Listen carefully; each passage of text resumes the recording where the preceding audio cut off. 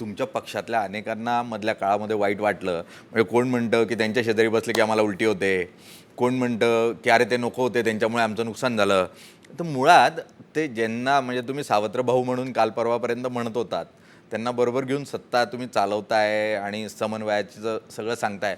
पण आम्ही बाहेरचं सातत्यानं ऐकतो की तुमच्यात खूप तणाव आहे, अजितदादांचं आणि शिंदेंचं काही जमत नाही, मंत्रिमंडळाच्या बैठकीत वाद होतो. काय खरं आहे? असं काही नाही. बघा, शेवटी कुटुंब असतं, त्याच्यात भांड्याला भांडं लागतं. भावंडामध्ये पण थोडे मतभेद असतात. मतभेद म्हणजे वाद नाही, याच्यामध्ये मतभेद असावे, मनभेद नसावे.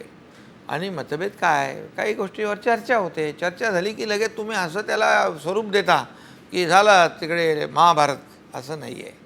आज ही काय, जे काय आम्ही आता एकत्र आलेलो आहे, शेवटी आमच्या कामाची पद्धत, ध्येय धोरणं हळूहळू सगळे स्वीकारत जात आहेत, अनुकरण करत आहेत. पण अजितदादा आल्यानं महायुतीचा फायदा झाला की तोटा झाला? कारण तुमचा कार्यकर्ता, भाजपचा कार्यकर्ता उघडपणे म्हणतोय की अजित पवार आल्यानं आमचं नुकसान झालं, मतदार आमच्यापासून दूर गेला. तुमचं काय म्हणणं आहे? बघा, फायद्या तोट्यासाठी आम्ही कधी काम केलं नाही.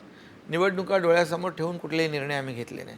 तसं आम्ही फायद्या तोट्यासाठी काम केलं नाही. झाला निर्णय, आले सोबत काम करतायत, ठीक आहे. त्याच्यामध्ये फायदा तोटा हे काही नुसतं कमर्शियल लोक आम्ही नाही आहोत. आमच्याकडे संवेदना आहे.